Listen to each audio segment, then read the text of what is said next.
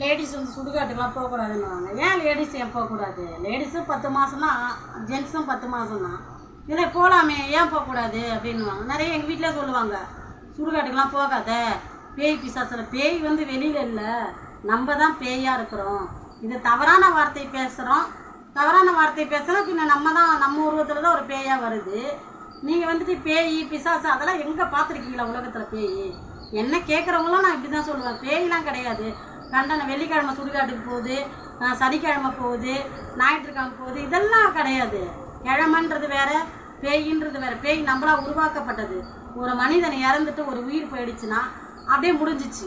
இப்போ நான் இருக்கிறேன்னா இப்போ இருக்கிற வரையும் ரோஜா, இறந்துட்டோன்னே அவ்வளோதான் முடிஞ்சுது.